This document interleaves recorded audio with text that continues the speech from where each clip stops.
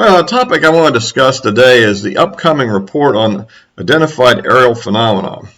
In late December of last year, President Trump signed a bill which is a $2.3 trillion bill, which contained a big COVID aid package as well as the whole discretionary budget for the rest of the fiscal 2021 year. So it wasn't just COVID, it was the whole budget as well as a COVID package. And but included in there was a requirement that the Director of National Intelligence prepare a report to Congress. That would go to the intelligence committees, which would detail what the government knows about unidentified aerial phenomena, often called UFOs traditionally, and prepare an unclassified report for Congress. Presumably there'll also be a classified annex for the Intelligence Committee. Okay, so by the way, if you like these videos, remember to subscribe and give me a like, and click the bell so you can get notified, and any comments that would be appreciated.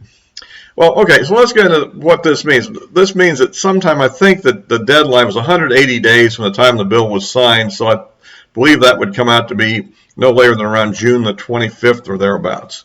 At any rate, it'll be sometime in June, and if it comes forward on schedule, and essentially we don't know what we're going to get here. we've had several videos that have been released that the Pentagon has confirmed were authentic videos. That is, not hoaxes, not frauds. That doesn't mean that they were actually alien spacecraft or anything of that sort. In fact, they're just listed as unidentified. They're unable to identify what was in the video. And we've had the testimony of Navy pilots about their encounters and what they experienced. And we also have a littoral combat ship that had a crew that was taking pictures of an object that seemed to be hovering and then descending into the ocean off the California coast. So, in addition, we've been told by the rumor mill there's a lot more videos where they come from that have not been released yet.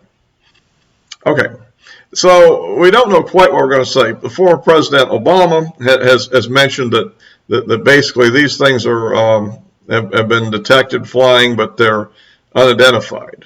I think the former NDI, John Ratcliffe, has made similar comments about these and also indicated that there was data from satellites that would be relevant to this, I believe, in an interview on Fox News. So I'll give you a little background. So this is where we're heading to. Now, this comes against the 70-plus year lore of the UFO story, of course.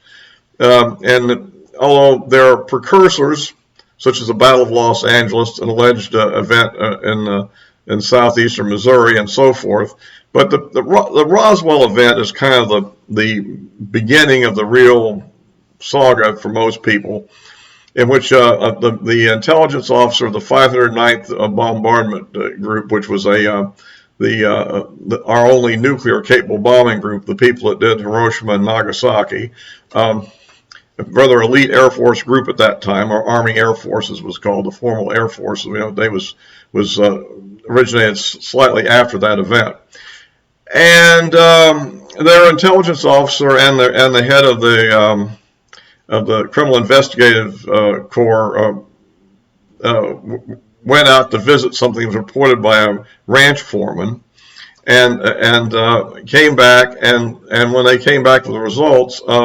the press release was issued by the base commander that they'd found a, quote, flying disc, as they were often called back then, and this caused a bit of a sensation, only to have it retracted shortly thereafter to claim, no, it was just a weather balloon.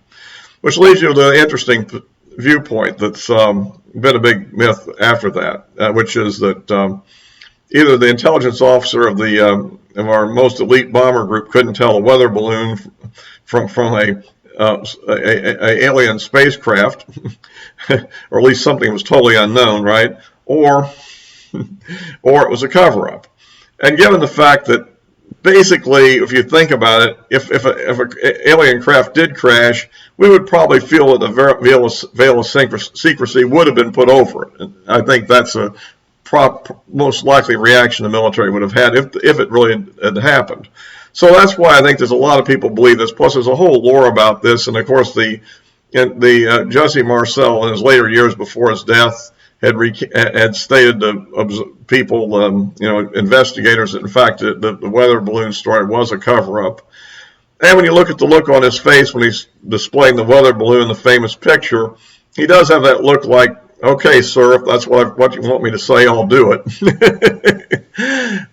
So there's a lot of other rumors, which are way too extensive to go into here, that supports the idea that something really extraordinary did happen then. Which leads to the question here left by the statements, for instance, of President Obama. And that is, do we actually have a crash of an alien spacecraft and have the debris in our possession or not? And why would the president simply say it was things that was say it was something just flying in the air if in fact we actually knew basically what it was in general terms? You see what I'm saying here? So that leaves us with the following possibilities, I guess, that either he doesn't actually know, or he's also staying with the cover story up to a point that we've decided that we're going to, ease off the restriction partially, and not deny everything, but not admit that we actually have possession of hardcore proof. And interestingly enough, of course, this is kind of been one of the issues. There's the whole crash retrieval story. We have Louis Elizondo, who's been the head of the ATIP program, which had been studying UFOs for some time, and he has stated on Tucker Carlson's show and later that in fact he does believe the government has possession of material from one of these vehicles at least, or more. I mean, one would qualify to match a statement. I also point out that he did use the term believe. So we all believe a lot of things, and some of them are right and some are wrong. So again, he didn't say he had absolute knowledge of it, though. But one would think from his background, maybe he would know, right? Especially since he has actually ferried items claiming to be this across country to a lab for identification. Again, the question is, why did he actually believe that the thing he was ferrying merited that viewpoint? I was able to, at a recent virtual UFO conference, in fact, was able to actually ask him that question. And he basically just said it was based on what the person that had information that they'd provided was why he accepted that. And I neither had time for a follow-up, nor did I think that he was prepared to go elaborate any further. Perhaps for security reasons or perhaps for other reasons. Okay, so at any rate, that leaves us a real question of what we're going to get out of this report. I mean, we probably are going to get information about a variety of things that people have observed. We've certainly heard the rumor mills. I mean, it could be anything from a traditional debunking type report, which says, yeah, all these people seen these things and try to explain them away. Or we'll just say they've seen a whole bunch of things, radars have tracked a bunch of things, and we can't explain what they are, just leave it hanging. Or will they go more? I don't believe that even if we do have crash debris, they're going to admit to that. I find that to be... I'll agree with Richard Dolan. I think that is kind of a red line that they're not prepared to cross at this time, particularly based on what President Obama said.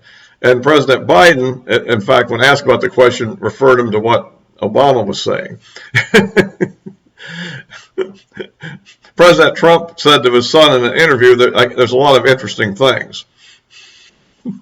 So I don't know what we're being led on here or not, but I think it's interesting that sometime in June we're going to be getting a report, and whatever's in that report will be interesting to dissect and analyze. I suspect that regardless of what's in it, the people will then be called before the committee and questioned further about it. I mean, if it tends to be more of a whitewash, I suspect this will be more critical drillings, given the fact that Senators Warner and Rubio seem to be have gotten interested in the subject, and have heard testimony in closed session from people that claim to have some knowledge about these things that they can't discuss for security reasons in public. So, at any rate, that's kind of what we got to look forward to, and it'll just be interesting to see where it goes from here. It has gotten a lot of play. Last week it was on 60 Minutes. It's been on Tucker Carlson and many other shows now. It's getting a lot of New York Times articles and so forth.